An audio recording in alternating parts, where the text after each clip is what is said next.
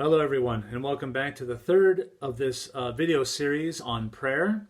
And after this series on prayer for our adult faith formation series, we'll enter immediately into a series on specifically on one aspect of prayer, a particular aspect of the spiritual life, which is discernment.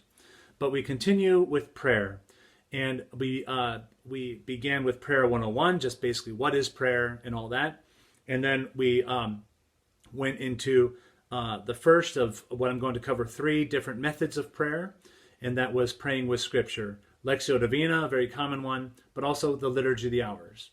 And now today, for this third video series of the series, we'll look at Eucharistic Adoration. But first, let's consider the Eucharist.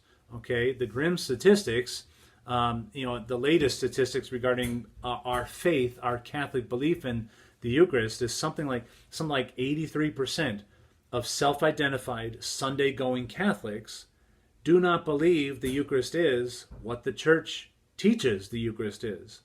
What does the Church teach that the Eucharist is?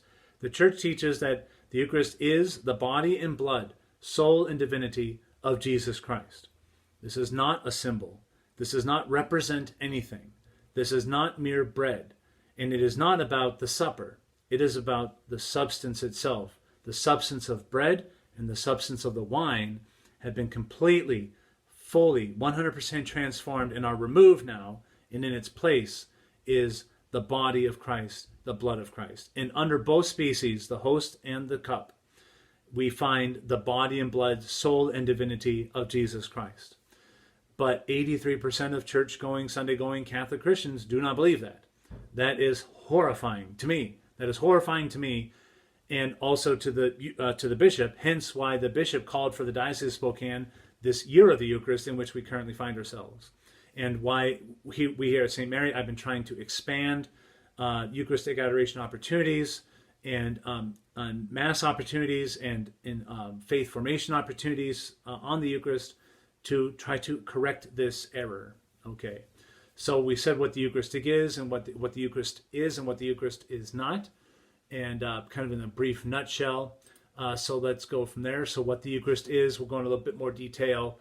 As I say, his body and his blood, his soul and divinity. Another name for it is the real presence. The Eucharist is the real presence because the presence of God really, truly, and substantially is there. And we call the Eucharist also the Blessed Sacrament, the Sacrament of Sacraments. There are 7 sacraments in the Church, but all of them are a means by which we receive grace from God. The difference with the Eucharist, though, is that the Eucharist is God himself, Jesus himself. So we get the graces with that, but we get the giver as well as the gift. That's why the Eucharist is called the Sacrament of Sacraments. St. Thomas Aquinas and the Church ever since has called the Blessed Sacrament also the source and summit of the Catholic Christian faith. Why the source? Because God is the source of all things, and so God gives us all things, all goods and goodnesses and blessings come to us from God. But why? All of that is really to orient us back, to go back to God. So from God to God, like a cyclical spring. The artesian wells in Rome, and they're all over the place, and you can drink this water. It's just any pump is just running constantly all throughout Rome. All their fountains, all the rest is clean, clear groundwater from artesian wells underneath the ground. And whatever's not used just goes right back into the ground and comes back up. This is a beautiful image of the source and summit of our faith. It just, God comes down so that we can go up. Okay. And the Eucharist is known also as the most holy sacrament of the altar. Why the connection with the altar? Of course, because the Eucharist is confected. The bread and wine are made into the body and blood of Christ at the altar in the Mass. Okay. What the Eucharist is not, we already said the Eucharist is not mere bread and wine. Okay. It looks like bread, it tastes like bread, it has the chemical composition of bread, and same with wine, but that is not bread and wine. More on that in a minute. But it is also not merely a symbol. Okay, this does not represent Christ. This is Christ. And it is not cannibalism. Okay, this is an interesting point, because if we're eating Jesus, how is that not cannibalism? Well, what is cannibalism? Cannibalism, if I am a cannibal, I eat someone else, that person is dead. That person does not get to survive after they have been eaten. Okay, but with Jesus, Jesus is always alive. So we can't kill Jesus by eating him. He wants us to eat him because we don't kill him. He's going to make us more alive with his grace. So cannibalism, no, your victim, your meal is dead and eaten. Cannibalism also, like, there was more than just eating. There was this idea in certain ancient cultures, in some modern cultures that are still paganistic, maybe cannibalistic perhaps. But the idea of eating somebody was that it was a demonstration that I have complete and utter power over you. Not only did I kill you, but I eat you. I own you. But we can't do that with Jesus. Jesus is God. Jesus owns us. And Jesus controls us, ultimately. Okay, now, we have the freedom to reject that, but hopefully we would surrender. But no, we don't have any power over Jesus. Okay, Jesus has power over us. And some cultures would, the cannibal would eat the victim because maybe there's something about the victim that they want to appropriate into themselves. So they make the victim into themselves, and they grow stronger somehow because of that. But with the Eucharist, we don't make Jesus become part of us. In fact, St. Augustine says that we receive whom we consume so that we can become whom we receive. The more we receive the Eucharist worthily and well, that is, in a state of grace, the more we become like God. God does not become like us. So maybe those seem finer points and like we're splitting hairs here, but those, as fine a point in splitting hairs as it may appear, they are very important and crucial, the distinction between the Eucharist and cannibalism. Okay, let's move on. So let's look at the kind of a brief history of philosophy, a brief history of Western thought, if we possibly can, in terms of what is the Eucharist, okay? So Socrates, let's look at Socrates, Plato, and Aristotle. Socrates is recognized as the founder of Western philosophy.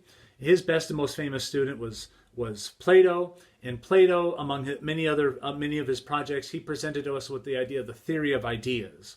All right, so if I say to you, think of a chair, and I'm thinking to myself, I'm thinking of a chair, and then we were to, like, every aspect of the chair, what's its color, what's its size, does it have arms or not, does it recline or not, is it on wheels or not, or, is it with 4 legs or 3, is it like a tripod chair or whatever?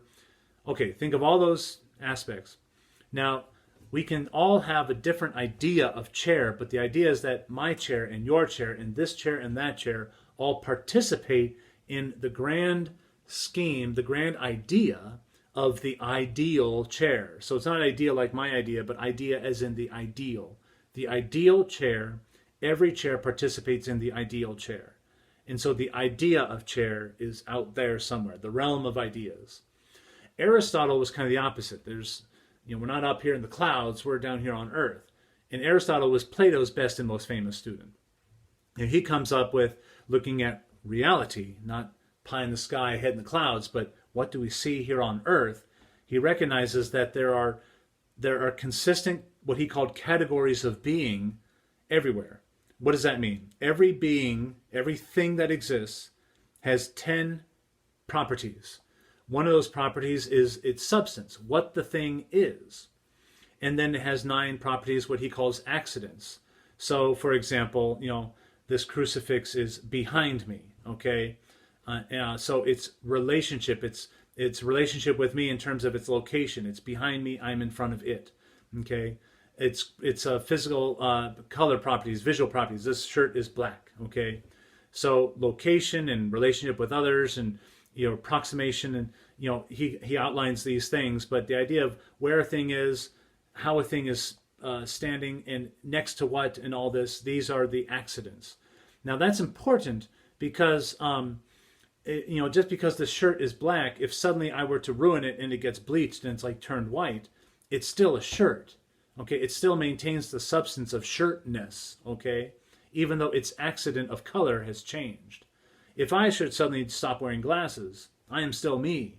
I just can't see myself. Okay, so I put the glasses back on. All right, so our appearance may change. This is why racism is awful, because just because someone has white skin or black skin or whatever's color skin does not make that person any more or any less of a human being. The humanness of that person remains constant. That's the substance of that person. So humanness is proper to me as it's proper to this African American over here, this Native American over here, and so on and so forth. Okay. Also, it is important for our pro-life message. Just because the child is inside the mother's womb does not make that child any less of a person than the child who is outside the mother's womb. Either way, the child has personness, humanness. Okay, so location is one of those 10 attributes. Okay, so how does this jive with the Eucharist? Well, we say all that because what's going on here, St. Thomas Aquinas looked at Plato, looked at Aristotle, and said, aha, we have a philosophical language how we can describe the Eucharist. So what's going on with the Eucharist? We have something that looks like bread. Ah, that sounds like one of those accidents that Aristotle mentioned. Something that looks like bread, tastes like bread, has the properties of bread, but what we're talking about is that its substance, its breadness, has changed into what? Into godness. Okay? Now, this sounds strange, but really it's not that strange, because if I were suddenly to die right here on the screen, I would still look like Father Louis. I would still have Father Louis's shirt and his glasses, and he still has his crazy hair and his unshaved face. It's okay. Kind of a rough shave today. All these things, okay. But it is not Father Louis anymore. Father Louis is gone. All that's left is a corpse. It looks like Grandma, but that's not Grandma. Grandma has passed. This is Grandma's casket now, okay? That's what we mean when someone passes away. The soul has departed from the body, and the substance of that person now has changed because the soul is no longer with the body. All that's left is the body. The substance has changed. We don't have Father Louis-ness anymore. We have corpse-ness, okay? So we kind of understand this, that accidents can change, but the substance, accidents can change, accidents can remain, the substance changes. Okay, I have all the accidents of Father Louis, but if I die, Father Louis is not here anymore. Okay, so it is with accidents and substance with the Eucharist. The accidents remain. It looks like bread, it tastes like bread, it has the chemical properties of bread, but the breadness is gone. Godness is there now. Okay, so that's a brief kind of Eucharist 101, and I'm trying to keep this to 15 minutes, so let's see if we can do it. And back to Eucharistic Adoration now. So Eucharistic Adoration is worshiping Jesus Christ in the Eucharist. This is like its definition. Eucharistic Adoration is what? It is worshiping Jesus Christ in the Eucharist outside of the holy sacrifice of the Mass. Okay, so if you go to a church and you see that there's a device on the altar that looks a little unusual, like a stand, and it's maybe round. Most of them are kind of round. It looks like sunbursts, okay? That's called a monstrance. And the monstrance sits on the linden that's called the corporal from corpus, meaning body, the body of Christ. And so so you'll see also at adoration maybe holy smoke. That's the incense, and we got the thurible is what is the device that burns the incense and casts the holy smoke, the incense. And we need candles. Okay, the light of Christ is manifested in these candles, and so to honor Christ present in the sacrament.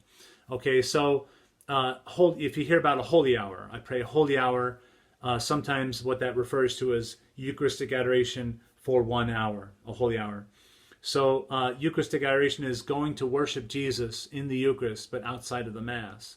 So we have regular opportunities for that here at St. Mary every Friday evening from 6 p.m. to 7 p.m., during which time after I set up the adoration, I'm in the confessional here at Confessions. First Fridays until about noon, in the morning after the Mass until about noon. First Saturdays after the first Saturday Mass, usually, unless I have to cancel it for whatever reason. And other opportunities besides. And I open up the church, whoever wants to come in, just be with the Lord. And I put out a handy guide on what to do with your holy hour. Basically a minute-by-minute thing on what to do with your holy hour. So what you do in Eucharistic Adoration, you can bring that Bible that you've always wanted to pray with and do Lectio Divina during Eucharistic Adoration. Why not? You can pray your rosary during Eucharistic Adoration. Why not? And so you can do these other prayers. There's songs that go with this. There's there's a ritual that goes with this whole thing of Eucharistic Adoration. Okay, and then what to do during the holy hour. Sometimes there might be music going on. Sometimes silence, so that we can just be in silence with the Lord. Okay, but Eucharistic Adoration is exactly what it sounds. It's adoring the Lord in the Eucharist. Eucharistic Adoration. Now, I like it very much because it is a time of adoration during which time we can do other things with our prayer. As I mentioned, that's when we can pray with Scripture. It's when we can pray with Mary in the Rosary or some other Marian devotion. Okay, so we can do these other things at home, yes, but maybe there's greater graces to be received if we do them in the presence of Jesus in the Eucharist. And we're there with him in the church as he is there with us in the Eucharist, and graces to be received. Just like, I can get light from this fluorescent light, but way better to get light actually outside in the sun. I'm receiving vitamin D. I'm receiving actual graces from the sun's light, okay? So we are in the light of Christ, who is the Son of God, in the Eucharist, and graces to be received simply from being there. So, okay, so that's kind of a crash course on the Eucharist and Eucharistic Adoration. And next time, for our fourth video in this series on prayer, we'll look at the method of prayer with regard to the Rosary and Marian devotion in general. So please stay tuned, and God bless.